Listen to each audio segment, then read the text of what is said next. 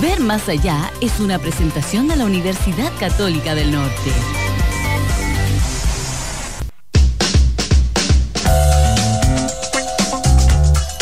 Muy buenos días, nos encontramos en otra edición de Ver Más Allá, un programa de la Universidad Católica del Norte.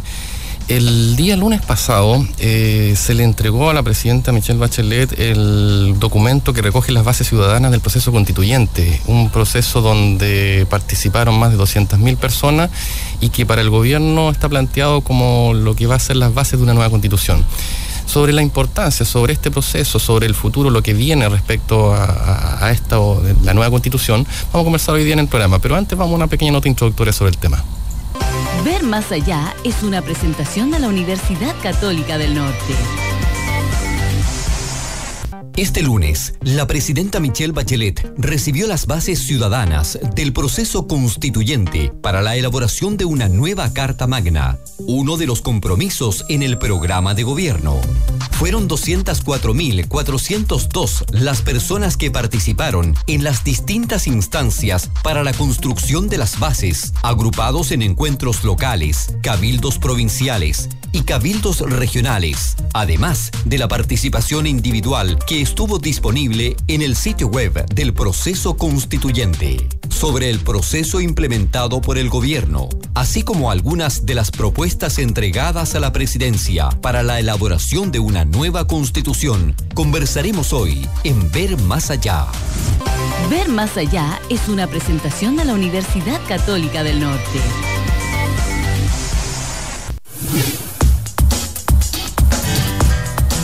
De la mañana con 8 minutos. Lo recordamos a nuestros auditores que cualquier consulta al teléfono 222-3897. Para conversar hoy día sobre este tema tenemos como invitada a Gabriela Carrasco Urquieta, ella académica de la Facultad de Ciencias Jurídicas de la Universidad Católica del Norte, docente de Derecho Constitucional, Derecho Internacional Público y Derechos Humanos. Buenos días, ¿cómo estás? Hola, buenos días, muy bien. Oye, muchas gracias por acompañarnos.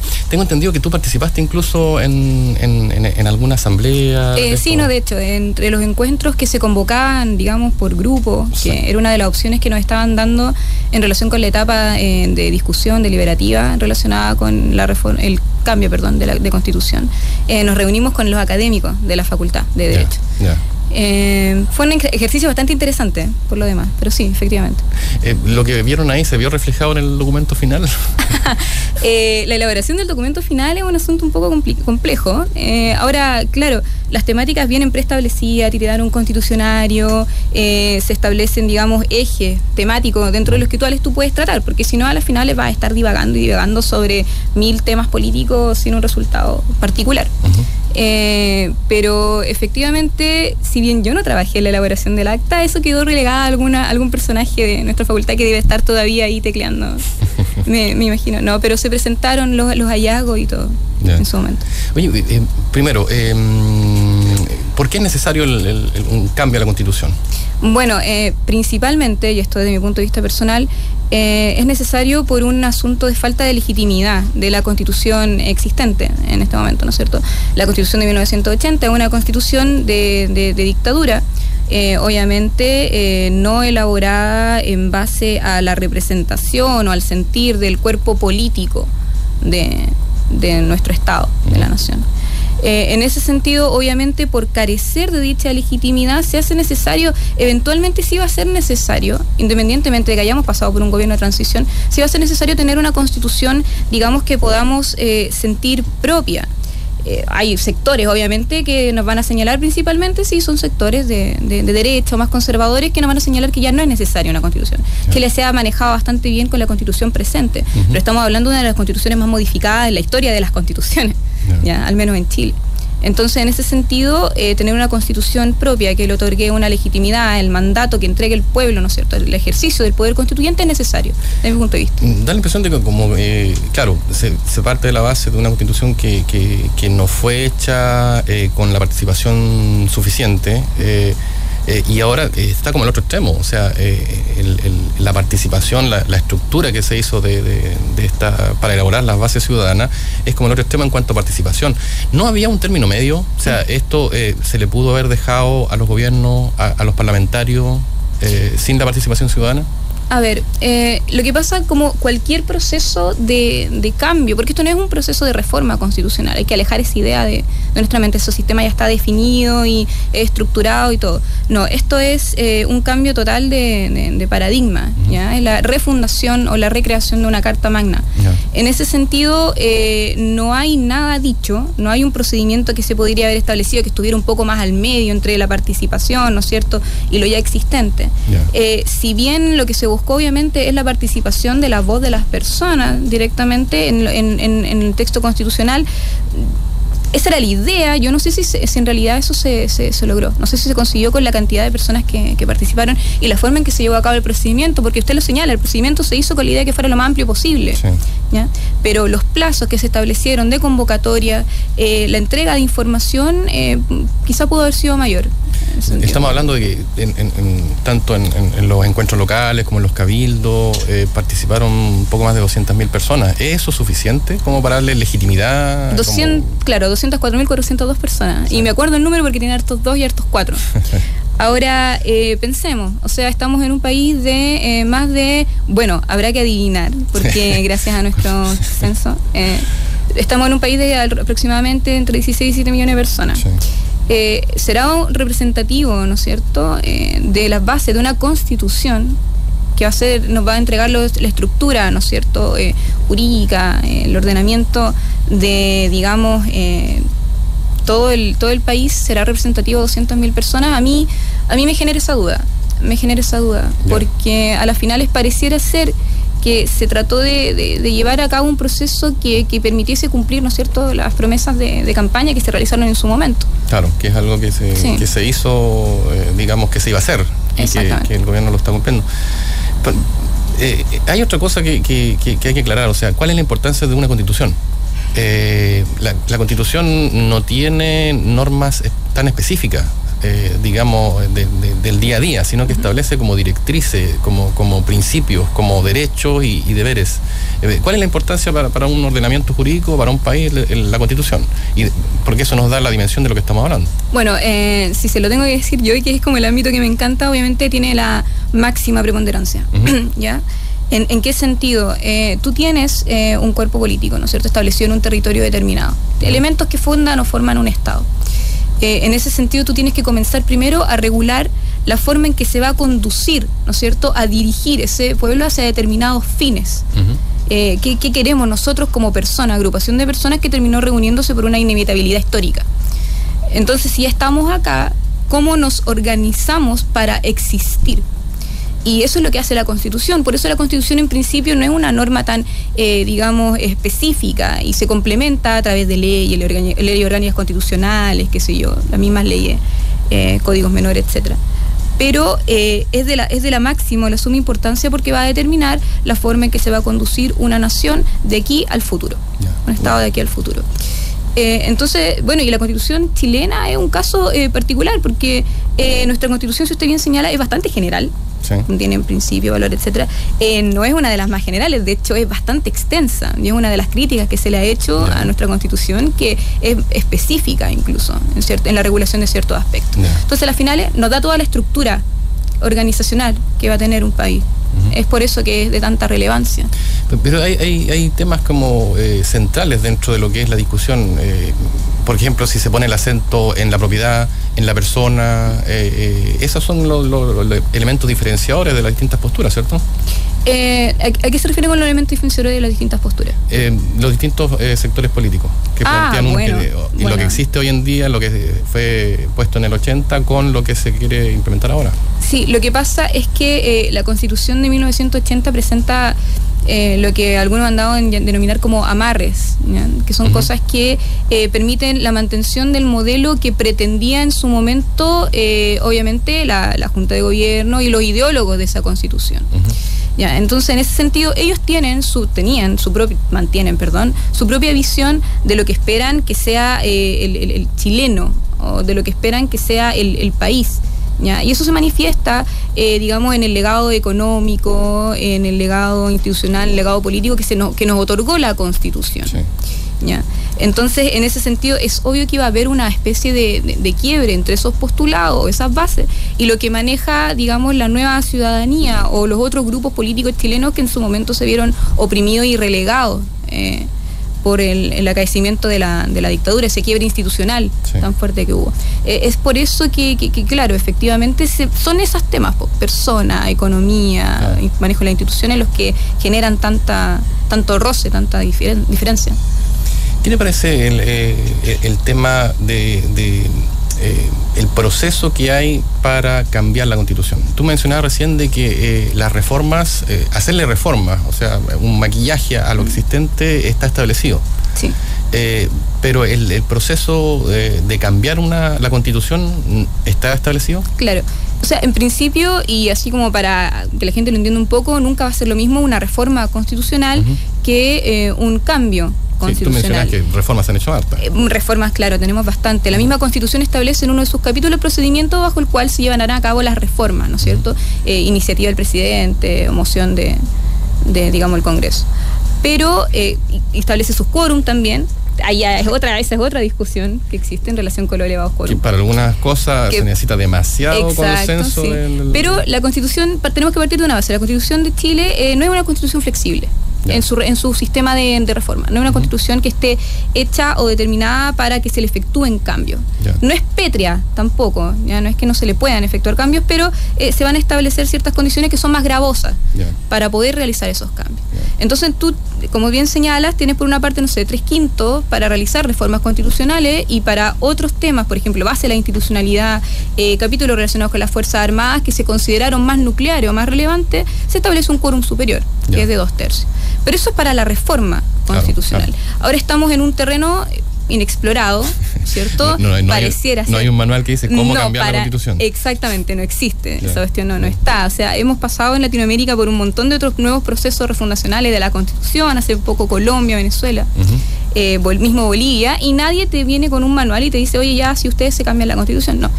Pero se ha llegado al consenso de que se tiene que hacer, por ejemplo, a través de un sistema de agregación de un capítulo a la Constitución que hable efectivamente de cambio. Constitucional. No es una reforma. Y ahí ya se están discutiendo nuevamente en el ámbito jurídico, al menos los mismos quórum que se van a necesitar, etcétera, etcétera. Eso forma parte de lo que viene para adelante. Mira, pero ¿te parece que hagamos una pausa musical? Sí. Y a la vuelta conversemos un poco también sobre los principios recogidos en esta fase ciudadana. De acuerdo. Ver más allá es una presentación de la Universidad Católica del Norte. 44 carreras, 26 magíster, 8 doctorados y 8 especialidades médicas. La UCN, desde hace 60 años, contribuye al desarrollo de la persona y la sociedad a partir de la docencia, la investigación y la vinculación con el Norte Grande, Chile y el mundo. Eso, para nosotros, es hacer universidad. UCN, 60 años haciendo universidad. UCN, educación superior. Ver más allá es una presentación de la Universidad Católica del Norte. Seguimos conversando acá en Ver más allá, un programa de la Universidad Católica del Norte, con Gabriela Carrasco. Ella es académica de la Facultad de Ciencias Jurídicas y estamos analizando un poquito lo que es las bases ciudadanas del proceso constituyente y todo el proceso en general. Antes de la pausa yo te comentaba de que podríamos abordar algunos de los principios o de los valores o de los aspectos más mencionados que aparecen dentro de la base ciudadana. El primero que aparece es de la justicia. Hay como bastante, y eso, bueno, el número de menciones significa que hay como bastante preocupación entre las personas que participaron en este proceso respecto a lo que es la justicia. Y se mencionan cosas como la justicia militar, el acceso que tiene que tener la justicia, los pueblos originarios, no sé, ¿qué te parece esa parte? Bueno, principalmente como el sistema, ¿no es cierto?, participación ciudadana venía un poquito empaquetado, te pasan un paquetito, ¿no es cierto?, con hartos términos, democracia, justicia. Obviamente la gente va a ir directamente al término que le llama más la atención, al que cree que ha sido más, digamos, pasado a llevar por la Constitución existente, ¿no es cierto? Obviamente iba a aparecer justicia, eso era una cuestión que se esperaba, en principio. Pero en relación con los ámbitos en los que quiere establecerse, qué se entiende por justicia, ya ahí nos complicamos un poco. Primero porque la gente va a entender que justicia, ¿no es cierto?, es que se están cometiendo un montón de, digamos, no sé, atrocidades, o que hay un montón de problemáticas que se resuelven en base a la justicia. ¿Pero de qué justicia estamos hablando? Estamos hablando de la justicia entendida como, no sé, pues darle a cada uno lo suyo, estamos hablando de la justicia en tribunal, estamos hablando de tratamiento igualitario, que tiene más que nada relación con la igualdad. Entonces, por ejemplo, una de las manifestaciones más directas de lo que se solicitaba en cambios a justicia era la salida, la eliminación, ¿no es cierto?, de un sistema de justicia separado para el caso de los militares. Ya. Eso a mí me llamó más poderosamente la atención. ¿En otros países los militares tienen la misma justicia que los civiles? Sí, en otros países, al menos de los cuales yo conozco más o menos el sistema, principalmente, por ejemplo, Estados Unidos, entre otros, la justicia militar también está separada de la justicia civil. Ah. Se entiende que por los temas que tratan, de hecho existen tribunales de tiempo de paz, tribunales en tiempo de guerra, ¿ya? Entonces, por ejemplo, a nadie le gustaría que él juzgara un tribunal en tiempo de guerra por deserción, porque usualmente la pena es, ¿no es cierto?, la pena de muerte en algunos países. Entonces allí lo necesario o lo que se tiene que entender es que falta una comprensión mayor de a qué se refieren cuando solicitan que se elimine, ¿no es cierto?, la justicia militar. ¿Ya? Porque si a lo que se refieren, por ejemplo, es que se eliminen prerrogativas que se entiende que son prerrogativas o privilegios que se le dan a miembros de las Fuerzas Armadas, no solamente de las Fuerzas Armadas, sino también, ¿no es cierto?, de las fuerzas policiales, etcétera.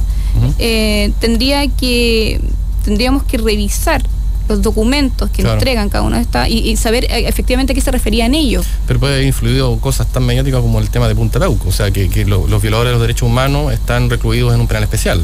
Eso y que la gente, alguna gente tenga la noción de que o le gustaría que ellos estuvieran en una cárcel con los reos comunes.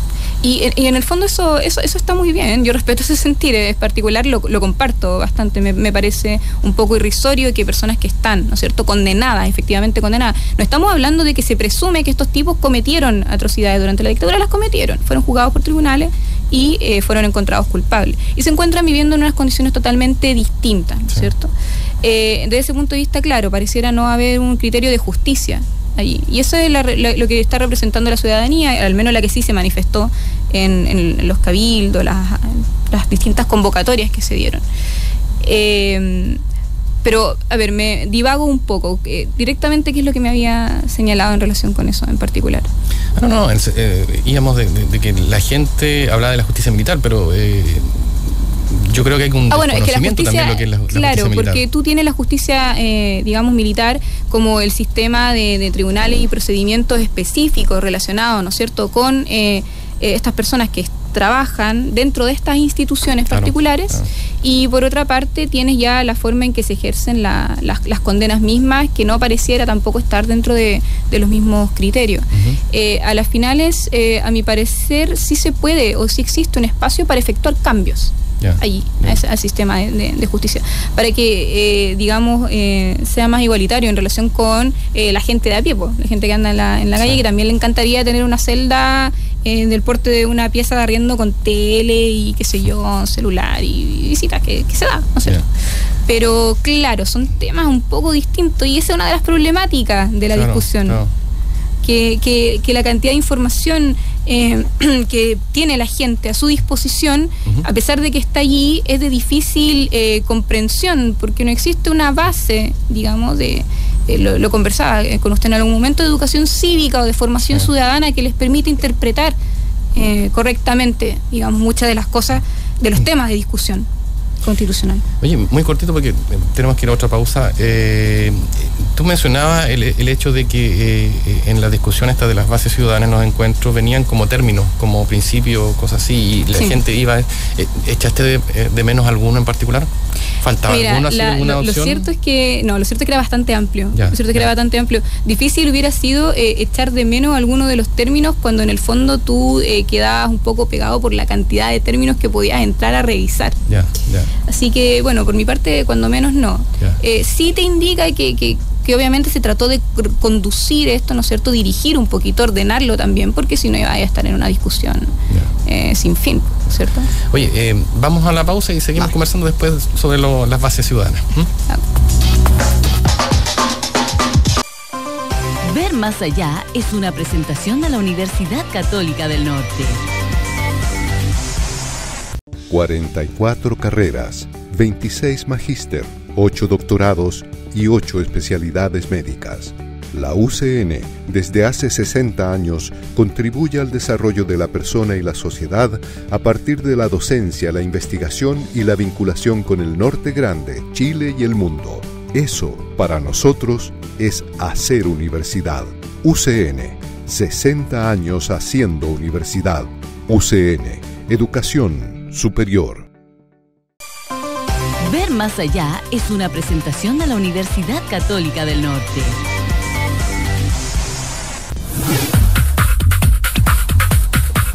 Continuamos en Ver Más Allá, un programa de la Universidad Católica del Norte, conversando sobre las bases ciudadanas del proceso constituyente. Nos encontramos con Gabriela Carrasco, académica de la Facultad de Ciencias Jurídicas de la Universidad Católica del Norte. Gabriela, antes de la pausa estábamos conversando respecto a los principales conceptos recogidos dentro de las bases ciudadanas. Me llamaba la atención otro tema que es bastante amplio, sí, pero tiene algunas particularidades que llaman la atención, el tema de la democracia. O sea, se establece dentro de la base ciudadana la importancia que debe tener una democracia, su preponderancia como sistema político para gobernar el país, pero hay situaciones que se plantean como necesarias dentro de lo que establece la base ciudadana. Me llama la atención el tema de los plebiscitos vinculantes. Las bases ciudadanas aparecen como que la gente quiere plebiscitos vinculantes. Esto en el sentido de a todo nivel, o sea, tanto a nivel local, no sé, estamos hablando de municipal, hasta a nivel parlamentario de temas país. Existe la tendencia a pedir plebiscito vinculante, o sea, podemos votar si es que, no sé, aprobamos una ley, si es que permitimos, qué sé yo, alguna medida respecto a grandes temas nacionales, o también, como te decía, temas locales, si queremos que la población tanto se cambie de nombre, cosas así. ¿Qué experiencia, qué opinión tienes tú respecto a esto de los plebiscitos vinculantes? Bueno, el plebiscito vinculante, la idea de plebiscito vinculante está relacionada con esta idea, digamos, de democracia que tiene la gente, que la relaciona siempre con la democracia directa, ¿no es cierto? Una democracia que ejercen ellos directamente a través de su voz y la manifestación de su voz, que se vea reflejada en cambios legales, etcétera, etcétera. Pero lo cierto es que ideas de democracia así de ese tipo es muy difícil de encontrar. Tú puedes encontrar, por ejemplo, en los cantones suizos que la gente se reúne y vota la ley directamente, y estamos hablando de una democracia mucho más directa, pero lo cierto es que es impracticable en un país como Chile. Ya, al menos desde mi punto de vista sería impracticable. Pero es como saltarse las instancias que existen para eso. O sea, para eso están, qué sé yo, el gobierno, está el Congreso, los representantes, se supone, de la ciudadanía. Lo que pasa es que, bueno, por una parte tú tienes al Ejecutivo que busca representar a la ciudadanía en cuanto a la forma en que se va a dirigir el país, ¿no es cierto? Pero en este caso, si estás hablando de plebiscitos para aprobar iniciativas distintas, hay que pensar en distintas cosas. ¿De quién va a provenir las iniciativas? ¿No? Siempre, ¿no es cierto? ¿Cuál va a ser el mecanismo? Porque la gente un día se va a despertar y va a decir, voy a juntar a 3 juntas de vecinos, claro, y vamos a decir, hoy día queremos que salga una ley que, no sé, podamos nosotros solicitar la pavimentación de tales y tales calles. Cosas así, o sea, de ese punto de vista, en realidad, así visto, de esa forma es impracticable. ¿Te parece que es como un deseo de mayor participación? Es un deseo de mayor participación, totalmente es un anhelo de mayor participación. Yo lo veo mezclado ahí con un poquito de desconfianza en las instituciones. Por supuesto. Una mezcla entre esas dos cosas. De hecho, todo esto es una respuesta a la pérdida total de confianza que existe en las instituciones por parte de la ciudadanía actualmente, que obviamente no llega a un quiebre de institucionalidad, pero nadie está de acuerdo, nadie en Chile, si tú tomas a cualquier ciudadano acá, nadie está de acuerdo con cómo funciona algo en Chile, ¿no es cierto? Sí. Entonces lo van a manifestar de esa forma. Y la gente dice, bueno, plebiscito, ¿qué es eso? Me permite votar a mí directamente por cosas, perfecto, hay que tirarlo, tiene que ser un tema, ¿ya? Pero obviamente lo intrincado de cómo pueda desarrollarse ese mecanismo para efectivamente permitir que la voz de las personas llegue a manifestarse en implementación de política es otra cosa, sí. ¿Ya? Que eso también le tocará ya eventualmente a la gente distinguir. Pero efectivamente tú puedes establecer un sistema con mayor cantidad de plebiscitos vinculantes. De hecho, ojalá lo hubiera en el sistema, por ejemplo, a nivel de digamos, procedimientos medioambientales, sí, etcétera, etcétera, se establecen, ¿no es cierto?, consultas, se establece que se escuche la voz, particularmente de las comunidades indígenas, etcétera, sí, por ejemplo. Entonces se puede hacer, pero no es una cosa tampoco de que vayamos a poder tener un país en el que la gente va a decir como listo, planteemos tal ley y todo plebiscito ahora, mañana, pasado, claro, no se puede. Claro. Pero ahí hay otra cosa, o sea, el tema, y lo mencionamos en algún momento del programa, en cuanto a la cantidad de gente que va a participar. O sea, ¿está preparado el chileno? Porque el mismo, tú mencionabas alguna crítica respecto a la cantidad de personas que participó en la base ciudadana. Sí. Tenemos, por ejemplo, que en las elecciones parlamentarias, presidenciales municipales hay una abstención creciente. O sea, la gente va a participar en estos plebiscitos.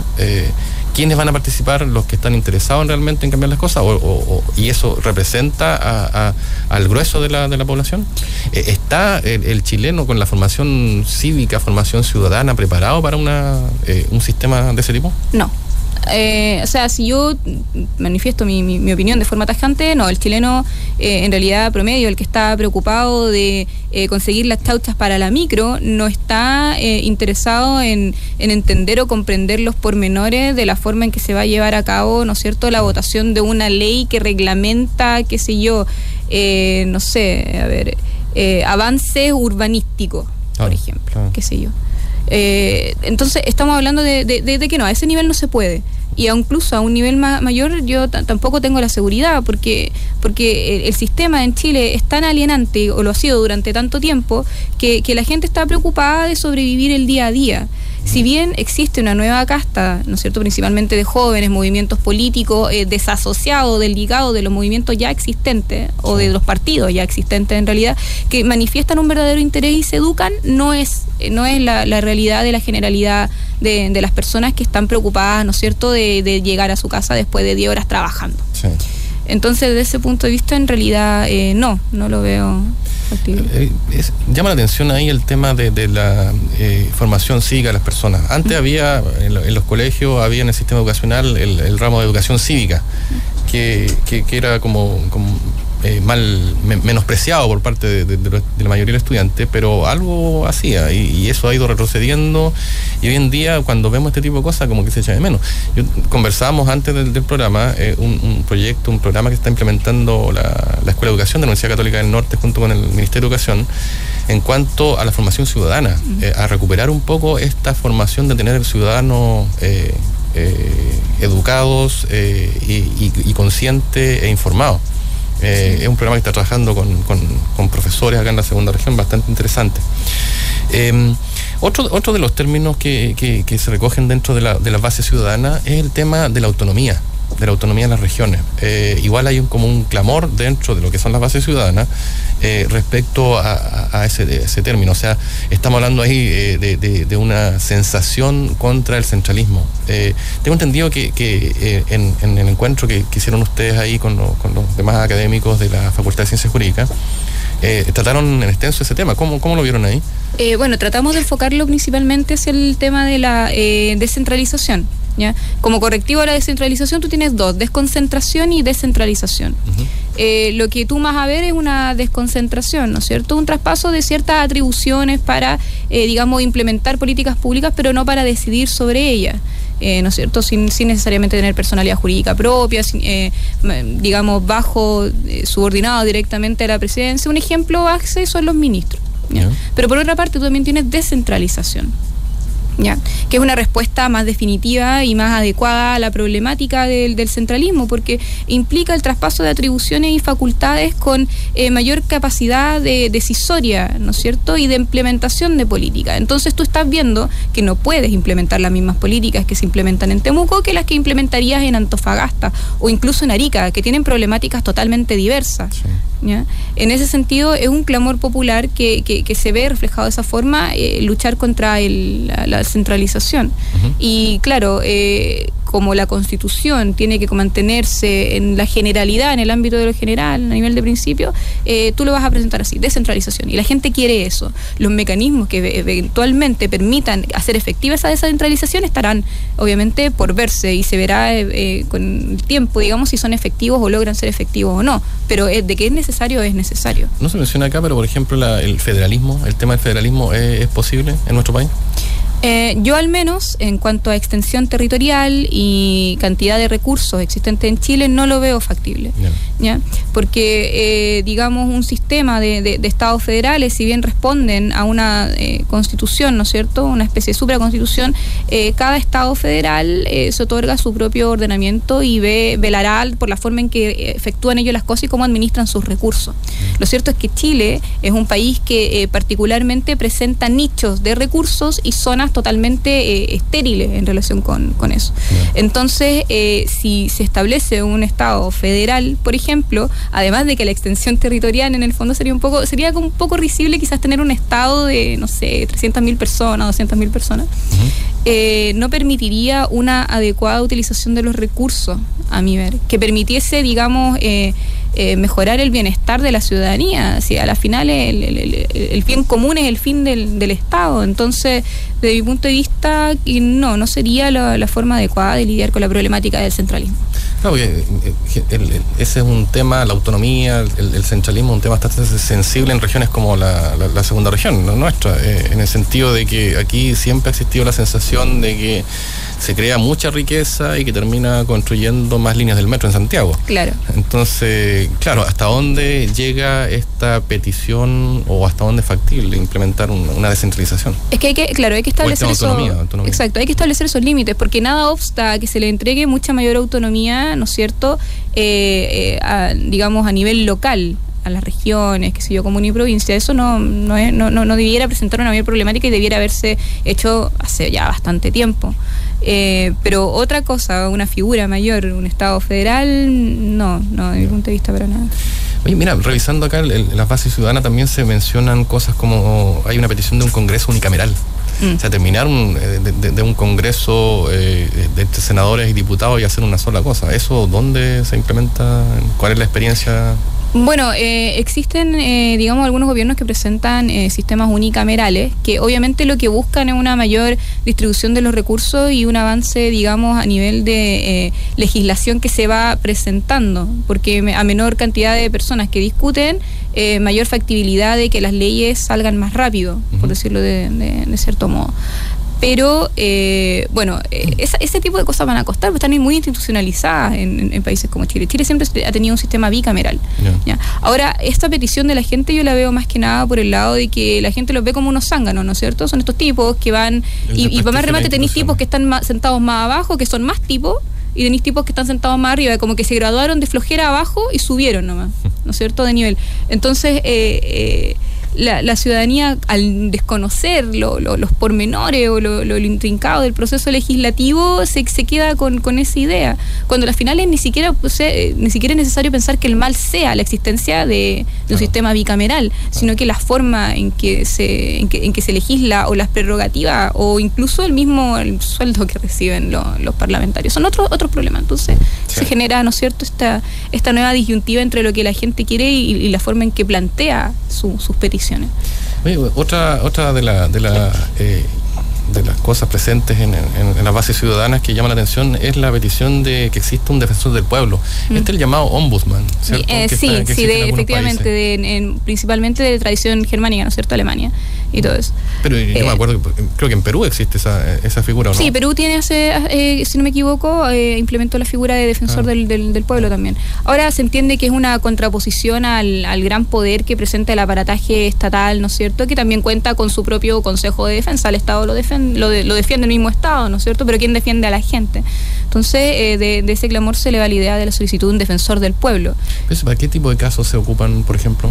Principalmente tendrían que ser casos meritorios de alta connotación, que digan relación con organismos del Estado, que pasen a llevar digamos, intereses o bienes jurídicos de particulares. Por ejemplo, si me van a expropiar la casa por un proyecto de una carretera, una cosa así. Lo que pasa es que allí habría que establecer nuevamente todo un sistema que permitiese, digamos, comprender la defensa que se quiere entregar, porque, por ejemplo, si te expropian, existen sistemas de reclamación frente a las expropiaciones, donde tú puedes solicitar que se vuelva a tasar, ¿no es cierto?, calcular digamos, el valor por el que se te está expropiando, o que simplemente no se te expropie porque no existe una, digamos, la utilidad pública que se quiere presentar. Existen esos procedimientos, están a un nivel administrativo, pero no están todos regulados en un conjunto, o no están todos estructurados en una sola masa que sea asequible para la persona para representar sus inquietudes. En ese sentido, el defensor del pueblo vendría a tomar como una labor de ese nivel. Oye, bueno, podríamos estar mucho tiempo revisando todo el contenido, pero de la base ciudadana. Pero ¿qué es lo que viene ahora? El gobierno anunció de que la postura, la presidenta Bachelet lo mencionó, de que estas bases ciudadanas son la base de una nueva constitución, lo cual ya desde un principio ya creó algunos resquemores, algunas críticas, diciendo como que de momento se necesita un consenso más amplio, mayor participación de la ciudadanía, y anunciaron de que el gobierno va a presentar el proyecto de una constitución en el segundo semestre. ¿Qué es lo que viene? ¿Cómo se viene este proceso para adelante? Bueno, como declaración es bastante grandilocuente, ¿no es cierto? Acá tenemos la base de una nueva constitución, se van a entregar al Congreso, y poco menos lo que uno pudiera entender es que, vale, el Congreso va a tomar esto, te va a elaborar un proyecto de constitución, lo va a discutir, se va a presentar a plebiscito y listo, nueva constitución para Chile, ¿no es cierto? No es tan fácil. No, pues no es para nada así. De hecho, lo que se va a hacer ahora, en realidad, es que el Congreso actual va a votar por el sistema o el mecanismo en que se va a utilizar para definir la mecánica de discusión de la elaboración de la nueva constitución.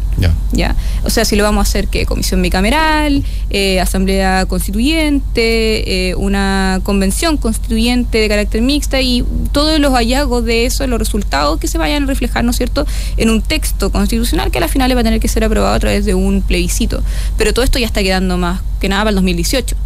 Para el 2018, no en lo presente. Estamos hablando de otro gobierno. Sí, estamos hablando de otro gobierno. Y otro parlamento. Exactamente. De hecho, una de las cosas que se plantean es digamos, un parlamento que esté mandatado directamente solo para la elaboración, ¿no es cierto?, de una carta magna o carta fundamental. Que luego, una vez cumplidas esas funciones, cese, ¿no es cierto?, en sus labores legislativas relacionadas con. Sería solamente para esa solamente función. Con ese fin, con el fin de ejercer el poder constituyente y la elaboración de una nueva constitución. ¿Y tendría que llamarse después una nueva elección para...? O sea, es uno de los planteamientos que se han hecho, que debiera ser así, pero como te digo, este es territorio inexplorado. A la final, la forma en la que se vaya a efectuar va a quedar al arbitrio de la discusión que se presente ahora en el Congreso, tras la entrega de estas bases ciudadanas. Muy cortito, porque estamos ya en el término del programa. ¿Cómo ves este camino que le aguarda a la nueva constitución? Bueno, es un camino espinoso, es un camino tortuoso, es complicadísimo. Era algo que tenían que hacer, era algo que el sentir popular necesitaba que se hiciese, ¿no es cierto? Las formas de implementación quedarán por verse. No hay nada en este momento que obligue a que el texto constitucional contenga los elementos que se presentaron en estas mismas bases. Ni siquiera hay eso. Entonces no hay garantía, en este momento no hay garantía de nada. ¿Ya? Vamos a estar a que este grupo de personas que, viven a expensas de nosotros, es decir, nuestro querido Congreso, se ponga de acuerdo y diga, bueno, vamos a hacerlo de esta forma y por esto vamos a votar. Pero fíjate tú, porque tenemos quórums altísimos, se van a necesitar quórums altísimos, y por ende se va a necesitar el acuerdo de personas que van a estar justamente discutiéndolo todo, porque estamos en pos de un cambio ya, ¿no es cierto?, de mandatario. Entonces, imagínate, la coyuntura da para que esta cuestión se extienda bastante. Entonces tenemos para largo con este tema. Oye, Gabriela, muchas gracias por habernos acompañado. Muchas gracias por compartir con nosotros y los auditores este tema que es bastante interesante y bastante importante. Gracias a ti por la invitación. Y a nuestros auditores nos encontramos la próxima semana aquí en Ver Más Allá, un programa de la Universidad Católica del Norte. Muy buenos días.